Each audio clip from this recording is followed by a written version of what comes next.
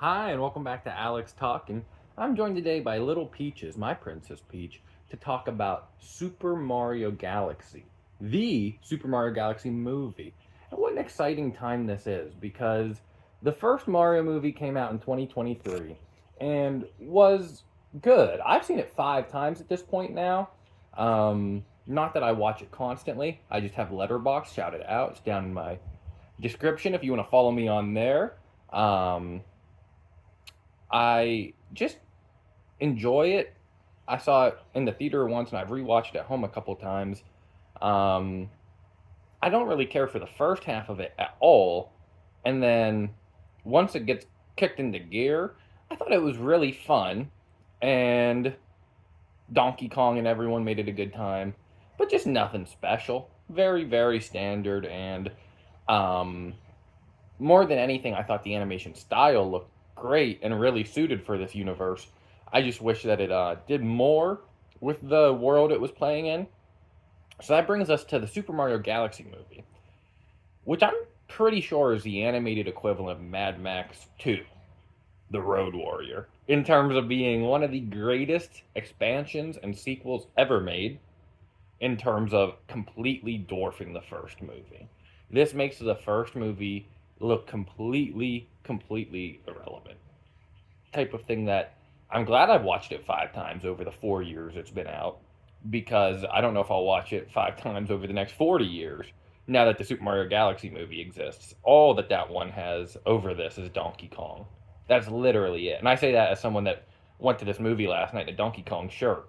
I uh, Donkey Kong's my favorite Mario character, so obviously I do wish that he was in this more, which is why that's like the only actual gripe I have with the Mario Galaxy movie. Because otherwise, this is exactly what Mario movies should be. This is exactly what I wanted the last one to be. And this just brought so much joy to my friends and I last night. I saw this with my wife, and we went on a double date with our two friends from Charlotte, and they both loved it. We both loved it. Those guys are like solid Mario fans, but they don't love it, or like they don't, you know what Super Mario 3D Land Bowser's Fury is, but like Owen and Jack had both played Mario Galaxy before, whereas my wife has played Mario Kart with me a whole bunch of times, but she had never played specifically Mario Galaxy. I think that this movie succeeds so much in being something that is just a really fun, poppy, colorful time on its own, but also for whatever level of Mario fan you are, there is a certain level of, oh, look at that. Oh, that's that thing that I absolutely loved whenever I was a kid. Oh, that's that music cue that I've heard at least 900 times over the course of my life playing these games, you know? So it's the type of thing that um, I personally do feel that this is a good movie, in terms of whenever I most find myself satisfied by movies, it is whenever I'm watching it and I think, wow, this is so far and away excelling at exactly what it wants to and succeeding at the movie it wants to be. I didn't go to the Super Mario Galaxy movie for one battle after another or The Boy and the Heron. And, usually that's the sort of thing that I describe as it's like a summer fun movie, the truest form of blockbuster. I think that this might be the new version of MCU movies for me. In terms of like, you don't even need to like make this huge like disclaimer for saying that you really liked it, because it's obvious that it's like a huge franchise film. Every actor's getting paid millions of dollars to be in this. Like this is something that like so many people are working together to make happen. And like any other blockbuster, it's not an independent movie. It's not a, art house passion project. It is Nintendo finally being like, okay, I think we want to go into the movie world and we want to do this right. So they have Miyamoto, Shigeru Miyamoto, the original creator of Mario and, Pikmin and all this other stuff. One of the most amazing video game minds ever, and especially when it comes to just world building and character building and designing. Um, they have him work directly alongside Chris Melandri, the CEO of Illumination, and I think that if you just gave this to Illumination, it wouldn't actually be very good. But I can tell the polish and care that comes from Miyamoto and Nintendo's involvement with this. You don't get Mort. You don't get more. You don't get. Well, I'm not going to spoil all who's in this movie because this is so much more than just the Super Mario Galaxy movie. And that's what I thought was so special about it. It had so many amazing nods to Super Mario Galaxy. It had different levels from different Mario games, some being Mario Galaxy, some being like there's worlds they go to and galaxies they go to that I recognized as a track from Mario Kart that is being expanded into this like underground villain lair world, and that's just so cool. It's exactly what they should be doing with this lore, and because Mario doesn't, there is no story to pull from. There is no complex like actual mythos and lore because it is just a video game about saving a princess that I don't think they need to make this so convoluted. I think they need to make it as complicated as it is, to be honest, and as fun as it is. Because, you know, I think that if you've seen this movie, you'll understand what I'm about to say. That there's a certain degree to which there's not a second in which you don't know everything's going to be okay for Mario and his friends in the end. You know? But there's also other sequences throughout the movie, like them getting turned into babies or a ship crashing or other stuff like that, that make me actually like I actually found it to be a fun ride of a movie just to find where it was going to go because it just went so many places and did so many things. It had amazing nods to Mario Odyssey. I think that outside of Galaxy, Odyssey got a tremendous showing here, and amazing amount of love was sent that way. I think the voice cast is way better here, and I don't mean like obviously Brie Larson and Donald Glover being added to the cast are great. I love both those actors, and I think that they both did great in their respective roles. Uh, but I also mean like Mario here. I do feel like you can hear Chris Pratt's doing a better Mario voice. And I think back to whenever all these people were announced and cast in this movie. I was working at Cracker Barrel with my friend, and they did the Nintendo Direct, and they showed all the black and white photos of the cast as they got announced, and the first one being Chris Pratt Mario. Just broke the internet. Everyone was like, "This is gonna be dog shit." And now I watch this movie, and I'm like, "You literally, there's nothing to complain about with Jack Black's Bowser, with Anya Taylor Joy's Peach, especially with the work that Charlie Day and Keegan Michael Key do as Luigi and Toad, respectively. This is a celebrity voice cast, but they're all bringing their A game. They all seem to be having a really good time doing this. I thought that Donald Glover was like a great, Vin Diesel, I am Groot type role in Yoshi. I was really happy they didn't make him talk. Um, he was so cute.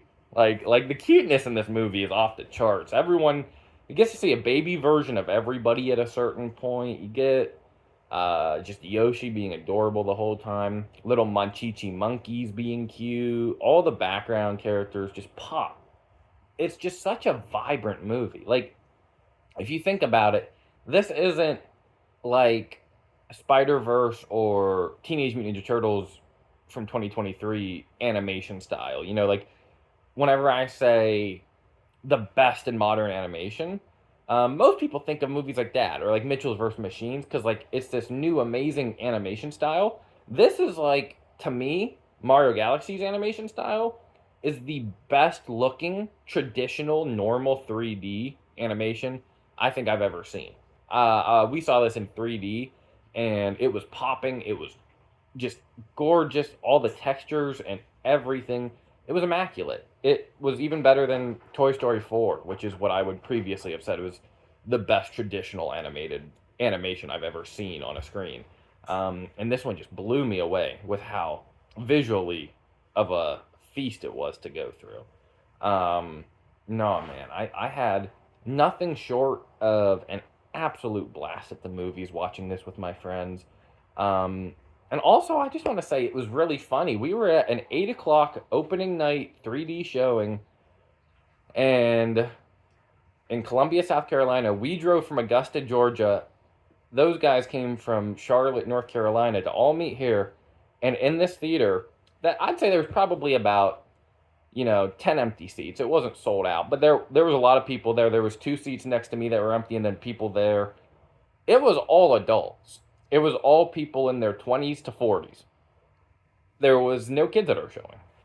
Now, whenever we were walking into the theater, there was just platoons and platoons of families walking out of it, just platoon after platoon of kids holding Yoshis. So obviously it makes sense. We went to the 8 o'clock, so it actually started at 8:30 showing of a movie on a Wednesday night. Most kids aren't going to come to that. But this is all to say that and animation isn't for kids. Anyone who respects and knows animation knows it's not just for kids. But something like the Super Mario Galaxy movie definitely is undeniably a kids movie, right? It just is at the end of the day. But actually, in practice, this is such a great four quadrant crowd pleaser because I watched my wife love it. I watched two gay guys love it. I watched myself love it. I watched all these other adults in the theater love it. Um, and I was just like, there are tons of 20-year-old chicks here. There are tons of 40-year-old dudes here. Like, this movie really. And everyone was dying laughing at it, including me. And sometimes I don't really laugh out loud at movies. But I was like, this is low key actually like making me laugh out loud funny. And I just want to say that I think it really played well as like a movie for everybody, not just kids, because I like recognized that this entire theater full of people absolutely loved it, and there was not a kid in the theater, which is really embarrassing as well to say. But I don't care because it's a movie, and I like the movie. That's not embarrassing. Could be worse. I could have liked the Superman movie that came out last year. You know what I mean? So, and there's something about this too that is just like the fact that it's animated, like comparing it to that Superman movie, or even like Spider-Man No Way Home. I like thought about that. I was like, Spider-Man No Way Home was the same sort of theater experience of like that was just such a good time. You know, I'm not gonna sit here and say, wow, that story wasn't like too well thought out or anything. But it was a good time. And then you watch Spider Man No Way Home at home, and it's like, oh, the story's awful, and the CGI is awful, and it's really awkward and stilted and doesn't play right and feels like a bunch of reshoots. This is an animated movie. It's not ever going to have dated CGI. It's not going to feel like it was, hobbled together and reshot. It's just an animated movie that was nothing short of a thrill to see on the big screen, surrounded by people that were all laughing and cheering along with it. I just, I think that they nailed it. I really do. I think that the restraints were taking off and they improved upon that first movie and the groundwork that they set in every single conceivable way. And this will probably, I'm not going to say that I think, you know what? Nah, nobody's going to hold me accountable. I'm going to say I think this will make $2 billion. I think this will be the highest grossing movie of this year, and I think this will make $2 billion. I know that's crazy to say whenever we have Dune and Avengers coming out, but this just feels like a wagon. And if you look at the weeks ahead, it's not going to have much to face it in terms of box office competition. And movies that families can go see just do so well. And Easter's coming up. Like, yeah, this thing is going to print money. And I would not say that any family shouldn't take their kids to go see this. I think any kids could have a great time with this.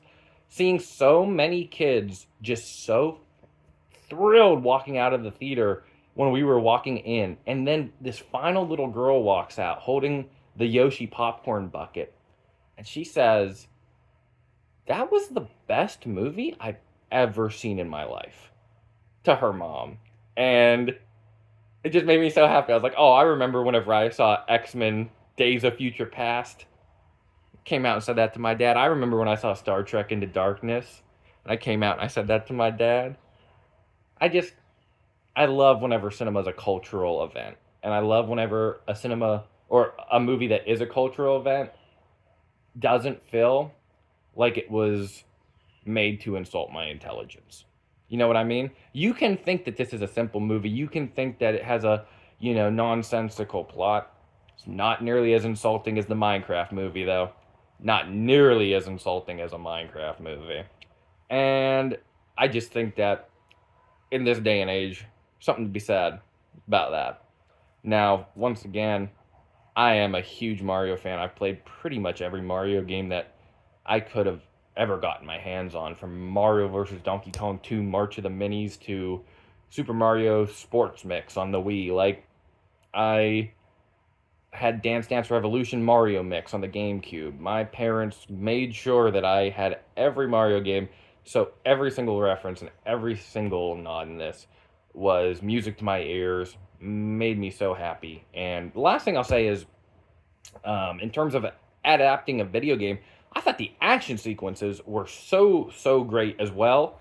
In terms of being a kids family movie, a kids family animated movie, had amazing action sequences, and the action sequences were really cool because when they were on vehicles, they would jump and do tricks like that you do when you play Mario Kart, and in the third act, there's a specific action sequence that cuts in between a 2D segment and a 3D segment. And the way that the 3D segment is a 2D Mario level brought to life from a 3D perspective, they just do such a good job of visualizing that stuff with these movies. There's an action sequence with Peach and Toad about halfway through the movie that is like also extremely cool and extremely much nod to how Mario 3D World plays.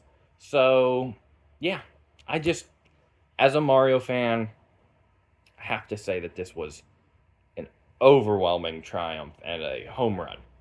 4 out of 5 stars I'm going to give this movie. I hope you loved it. I hope you enjoyed Peach, my Princess Peach, at the start of this video. Let me know what you thought down in the comments. Thank you for watching. Have a great day and God bless. I'll see you later.